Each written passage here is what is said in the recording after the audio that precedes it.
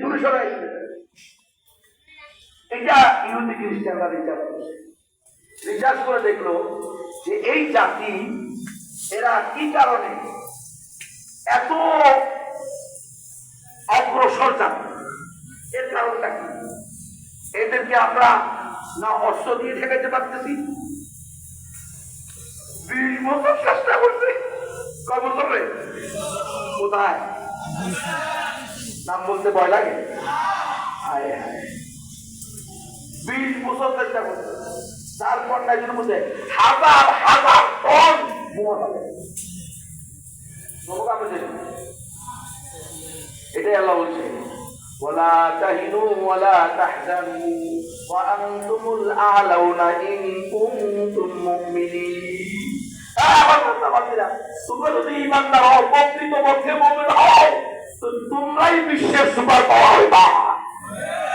মনমানদার কোনো কারণ নাই। বাপ মরে যেতে বাপটা একদম বউ শহীদ হচ্ছে, বউ তো একদম বাড়ি করে গেছে। মৃত্যুর সময় আসার আগে তো শহীদ হয়ে যায়। এমনি আইসিইউতে পড়তো, হসপিটালে পড়তো। এখন বিশ্বের সুপার পাওয়ার খ্যাত মোরলদের ঘুমে মারা গেছে, এর কারণে শহীদ হয়েছে। বুঝতে পারবে তোমার সন্তান আরো 20 বছর বাঁচত, আর আজকে বোমের কারণে মারা গেছে, এমন না। বোম এটা না করলে কি সন্তানের হায়াত বাঁচত? কখন না, হায়াত তো ওইটাই, হায়াত তো নির্ধারিত। এর বেশি হায়াত তোমার সন্তানও পাবে না, তোমার স্ত্রীও পাবে না। আল্লাহ তাআলা আফগানিস্তানকে দিয়ে আমাদের মতো মুনাফিক মার্কা মুসলমানদের চোখ খুলে দেওয়ার ব্যবস্থা করছে, অন্তর খুলে দেওয়ার ব্যবস্থা করছে, বিবেক খুলে দেওয়ার ব্যবস্থা করছে। এরপরেও যদি না বুঝো তো গোড়া না, আস্থা এটাই, তরিকা এটাই। আল্লাহর জমিনে আল্লাহর দ্বীন কায়েম করবা, এটা তাগুতের তরিকায় হবে না, এটা অবশ্যই রাসূলের তরিকা হবে। সুতরাং গণতন্ত্র দিয়ে খেলাফত প্রতিষ্ঠা হবে না। খেলাফত প্রতিষ্ঠা করতে হলে অবশ্যই নবী আলাইহিস সালাম, সাহাবায়ে কেরাম, তাবেঈন, তবে তাবেঈন, আইম্মায়ে মুজতাহিদিন যেই পন্থায়, যেই তরিকায়, যে আমলের মাধ্যমে অগ্রসর হয়েছেন, খেলাফত প্রতিষ্ঠা করেছেন, এই উম্মাহ সর্বশেষ উম্মাহ যদি সফলতা চায়, কামিয়াবি চায়, খেলাফত চায়, একটাই রাস্তা, লাইয়াসলুহা আখিরু হাযিহিল উম্মতি ইল্লা বিমা সারুহা বিহি আউয়ালুহা। এই উম্মতের পরবর্তীরা যদি সফলতা চায়, কামিয়াবি চায়, অধিকার চায়, বিজয় চায়, তাহলে পূর্ববর্তীদের তরিকা ছাড়া কোনো তরিকা নাই।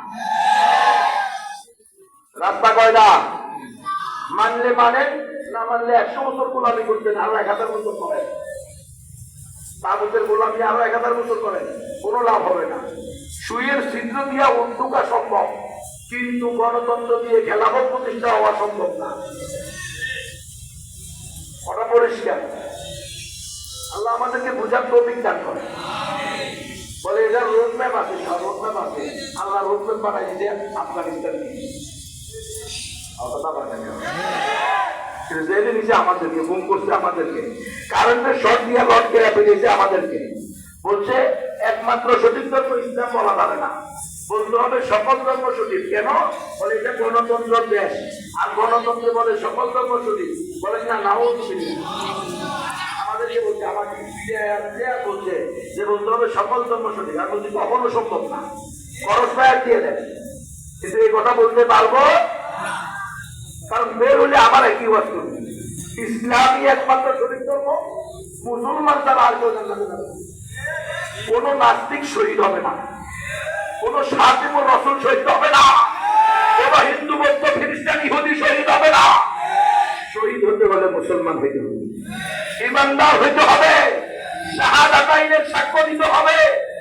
জান্নাতে যেতে হলে, স্বর্গে যেতে হলে, নরক থেকে বাঁচতে হলে, জাহান্নাম থেকে বাঁচতে হলে অবশ্যই মুমিন মুসলমান অবস্থায় মারা যেতে হবে। এছাড়া দ্বিতীয় কোন রাস্তা আছে? দ্বিতীয় কোন রাস্তা নাই, রাস্তাই এটা। আমাদের আপনারা তো মনে করেন আপনারা এখানেও কোনো কোনো লোক থাকবেন ইসলামী দল করেন, বিভিন্ন গণতান্ত্রিক দল, তা আমরা গণতন্ত্রের বিরুদ্ধে বাস করলে ওনাদেরও একটা দল কষ্ট পায়, যেহেতু আমি দল করি, এটা এটার বিরুদ্ধে বলে কেন? আমরা এই জন্য বলি, আপনি যে বলতেছেন আমরা আব্রাহাম লিঙ্কনের গণতন্ত্র করি না, আমরা করি আমাদের সেকুলারি সাহেবের গণতন্ত্র, গুরুবি সাহেবের গণতন্ত্র, পীর সাহেবের গণতন্ত্র। ওরে আল্লাহ, বুঝলেন না? আপনাদের সেকুলারিস্ট, আপনাদের পীর, আপনাদের গুরুবি, আপনাদের প্রধানকর্তা, আপনাদের বিশেষ কর্তা, এরা তো গণতন্ত্রের জন্মদাতা নয়। গণতন্ত্রে যারা জন্ম দিচ্ছে তারা যে ব্যাখ্যা দিবে সেটা হলো গণতন্ত্রের প্রকৃত ব্যাখ্যা। তারা বলছে গণতন্ত্র হলো অর্থাৎ